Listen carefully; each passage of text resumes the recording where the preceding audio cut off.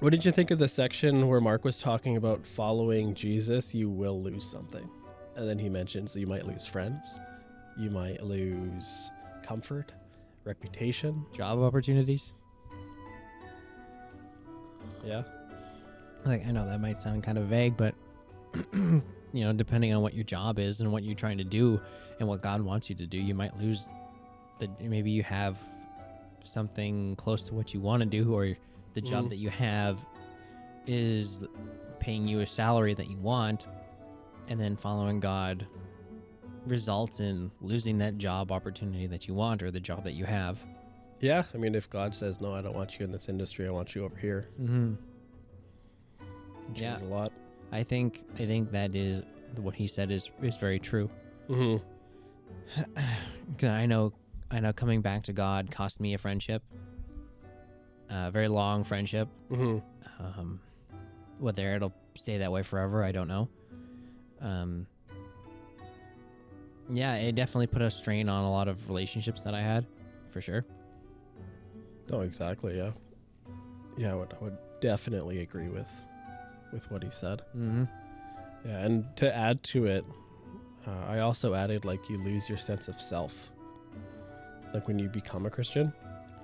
I don't know if I would agree with that, because I remember a quote from C.S. Lewis. Mm-hmm. Okay, but hear me out. Okay. All right. Okay. All right. Hear me out first.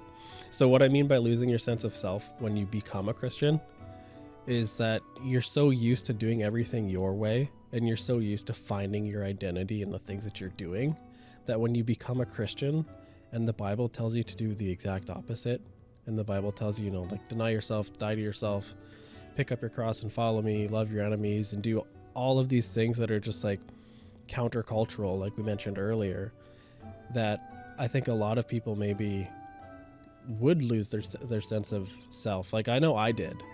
Like when I first, like I started really young following Jesus, but when I first did, I know I was like, okay, now what?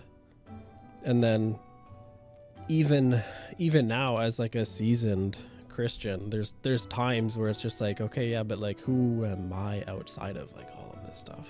Mm-hmm. And then it's kind of like coming to the realization of like, well, that doesn't matter. Like as long as whatever I do points to the Father, then it doesn't matter. Like I don't need to worry about it. And so I think it could be like a huge like perspective shift, or like a culture shock almost, to be like setting your ways one way and then become a Christian, and then all of a sudden it's like, and you can even see it like personality wise, like when people come from a way of the world and then they become born again, some of the times you can see like a complete 180 with the things that they do. Like when they truly dive into, I'm following God now. I'm not talking about like the lukewarm people who just got their feet in the water. Like I'm talking about people who are like going through hardship and they're like, all right, Jesus saved me, I'm diving in. I'm talking about those people. Right. So it's like I've seen it where it's like I mentioned, like complete 180 in their personalities. And so I feel like those people likely would lose their sense of self, of what they thought who they were. If that makes sense. I don't know. Maybe I over-explained it, but yeah, I think like what Paul says, like the old man and the new man, right? So you take off the old man and then you put on the new man, which is Christ. Yeah, I could see that for sure. I could definitely see that.